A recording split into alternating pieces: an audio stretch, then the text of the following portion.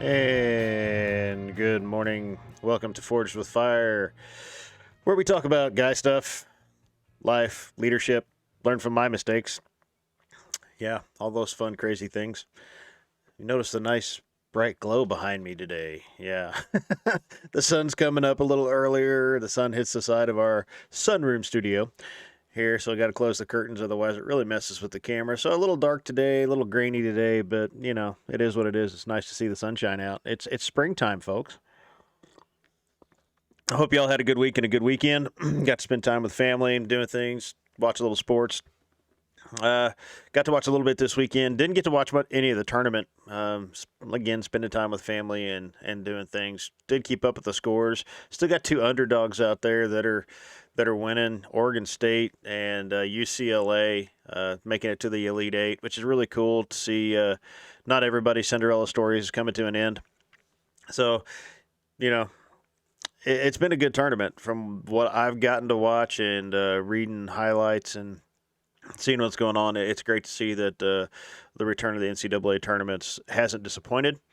And now we're getting down to the top teams, all the number one seeds advanced, and getting ready to make the drive for that championship. So can't wait to see what happens there.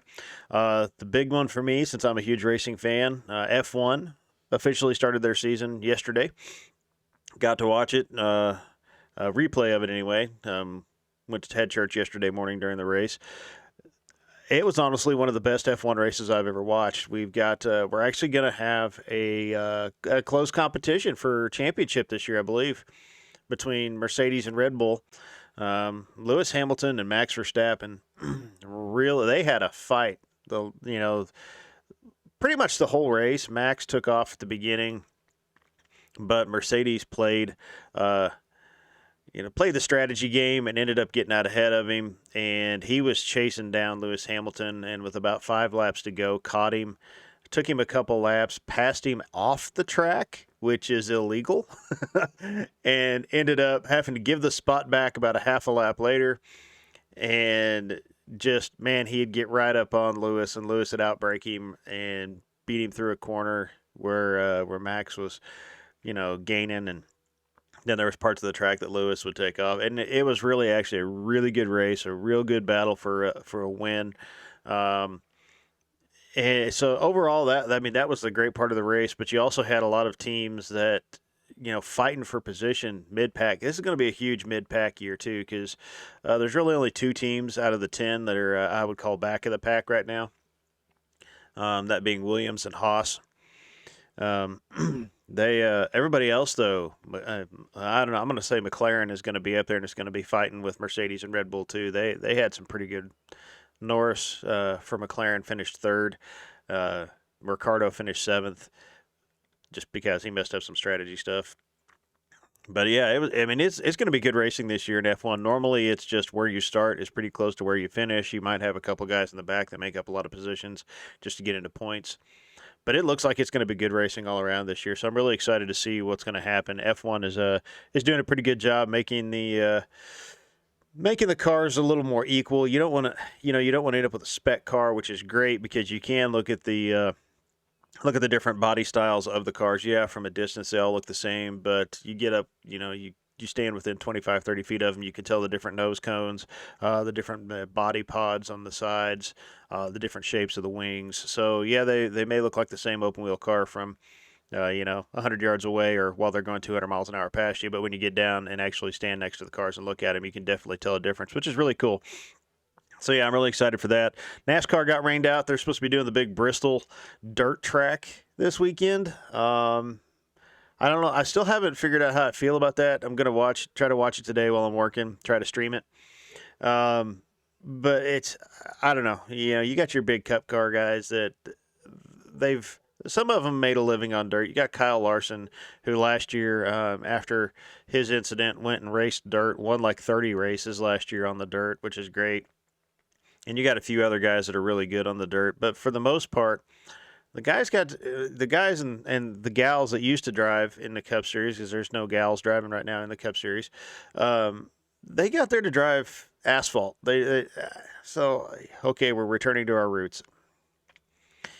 Yeah, I understand, but I don't know. I don't know how I feel about it. So anyway, I don't want to put my opinion too far on it because I think NASCAR's lost a lot of their core fan base that they had 10 or 15 years ago. I know that you've got to be able to reach a younger audience and a new audience, but when you kind of lose the spirit of what your company and your sport is just to cater to people, um, you end up not being the same sport because they're all, especially with the car they're going to next year, the what a Gen 6 car or whatever they're calling it now. Um, you're pretty much going to have. They're going back to almost what they had with the COT back in the early 2000s when they released that. It's going to every car is going to pretty much be the same. All the noses are going to be the same. It's just the stickers are going to be different, and so you're ending up. If I don't know if anybody remembers the old IROC series back in the 80s and 90s where they would take Firebirds and pull everything out of the inside of them and roll cage them, hop up the engines a little bit, and then everybody goes out and drives the same car and races against each other. Yeah, that didn't last too long, obviously, because nobody wanted to see everybody drive the same car. No, so NASCAR, I hope you get what you're looking for. I'm still. I don't know. They've had a different winner every week, which is great, and the racing is good now. But I just next year, I don't know. I don't have my hopes set very high. But anyway, so yeah, we got the madness continuing. We got Formula One back. NASCAR's trying to play on the dirt, and I want to talk a little bit about an unpopular topic: money. Nobody likes talking about money, especially when somebody's asking to give some, which I am not going to do because I have no reason to and don't want to. I don't do this for money. I do it just for fun and to hopefully, help somebody out, learn from my mistakes. And I've made a lot of financial mistakes growing up, but one of the big things that's really, I say that a lot, the big things we over the last 5 years, my wife and I have made some major changes, major life changes between careers, 5, 6 years between careers, decisions on how to raise our kids and how to move our family forward, how to plan and dream and just just be better people and try to not gonna say be better in the community because we're still a little bit of hermits every once in a while. We don't get out there in the middle and get in the middle of everybody's business and try to be in the middle of the community all the time. But yeah, we've made a lot of changes, and one of the big ones has been financially. My wife and I are coming up on 18 years of marriage, and I'll tell you a little bit of our story because it's our story. Um, my wife filed bankruptcy right before we got married, and then I ended up filing bankruptcy separate from her about a year, 2 years after we got married. Very low point in our lives. Struggled for several years. I was a full-time firefighter, not making a lot of money, and trying to make money on the side. And she was a stay-at-home mom because we had two small kids. And it was more expensive for her to go to work and pay daycare than it was for her to have a full-time job. So trying to live on one income of less than $30,000 a year, early 2000s, which wasn't that bad, but trying to live on one income a year for a family of four was really rough. And when the kids finally got big enough and were in school and the daycare wasn't an issue, my wife went back to work and we started making small changes and still made some poor financial choices. But really in the last 2 years, we decided to get on a debt-free journey, that we really wanted to get out of debt because I've got a lot of student loan debt. I'm still working on that. I'm like a lot of Americans out there. There's over over $1 trillion in student loan debt out there. And so we decided to start getting out of debt and started paying extra on credit cards and started what they call the debt snowball. If you don't know, I think I've mentioned it on here before. I do follow Dave Ramsey. I'm a big Dave Ramsey fan. Some of his direction is a little harsh. It can be very harsh, but really you have to look at the choices you're making and sometimes make hard decisions and make some rough, hard choices. But for the most part, a lot of his advice is sound. I had the ability and was very blessed to be able to go through their financial coach master training program. So I am a certified uh, financial coach through Ramsey Solutions. Um, but we're not done with our debt, our debt free journey, because we're still got debt. I'm still paying on student loans, and we've got one other small loan that we're paying on.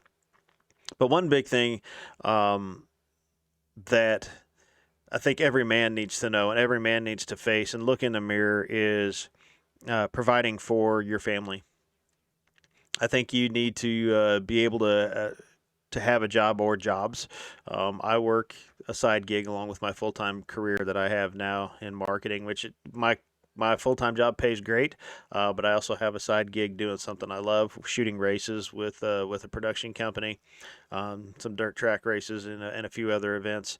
I really enjoy doing that. So we've just got to men need to take a good hard look at one, where their passion is, two, where are job opportunities and career opportunities that you can provide for your family if you have a spouse, if you have kids, if you have, even yourself, if you're single, you gotta learn to live on less than what you make.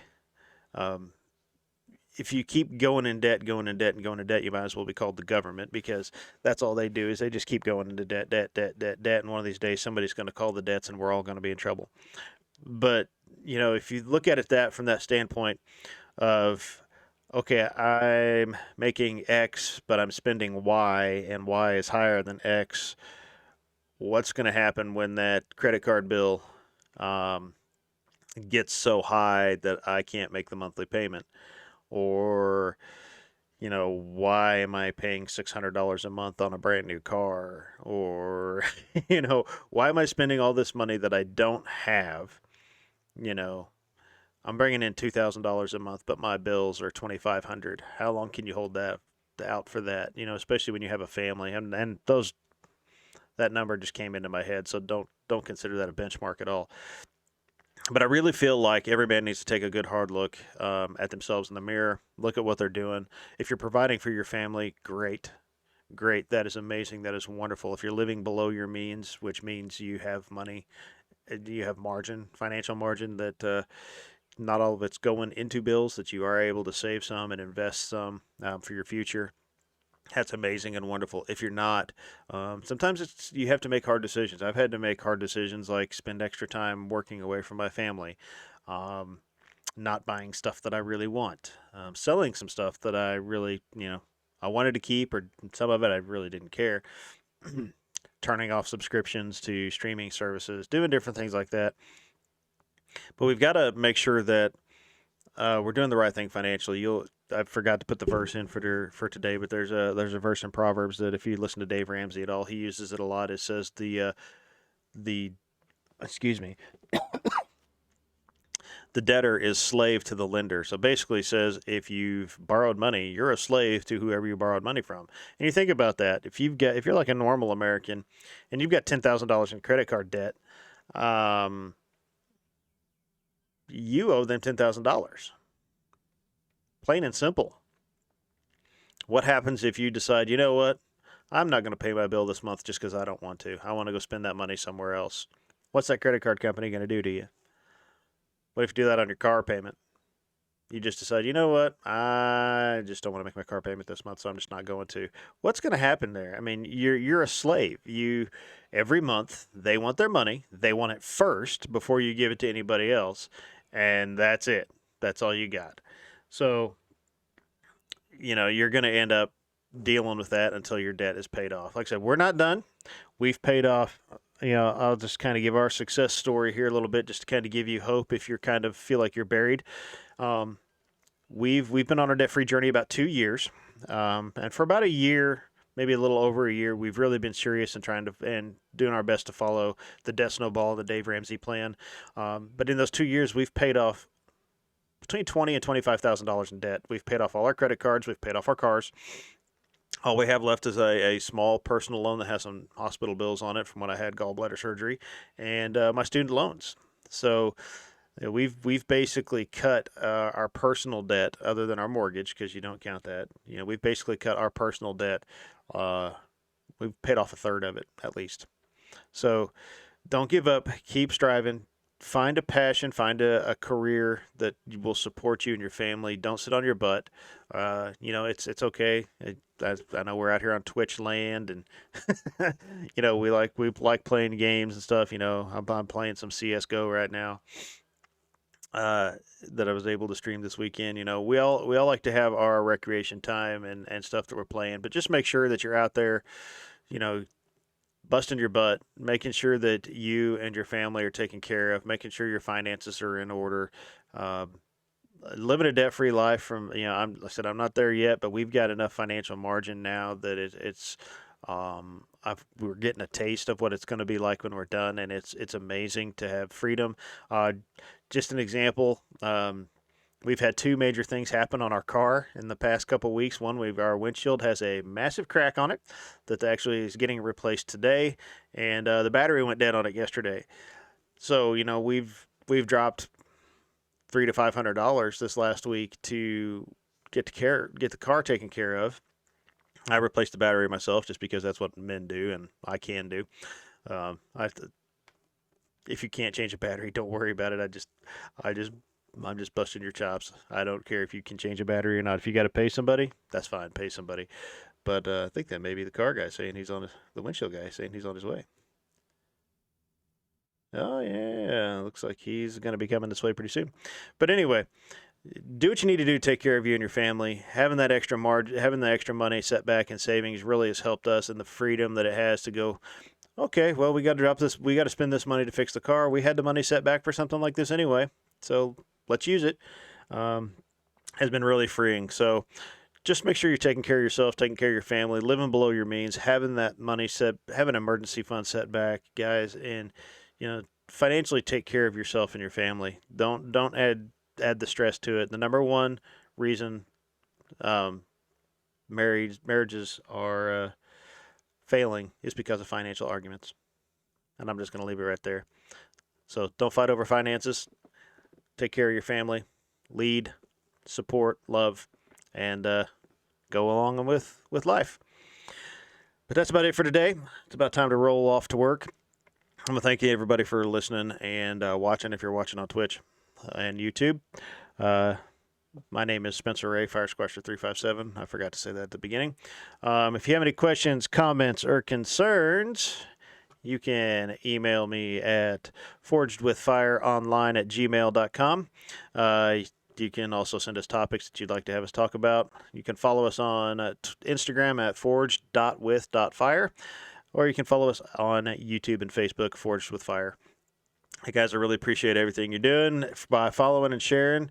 If you would, just keep it up. I really appreciate it. You guys all have a great week, and God bless.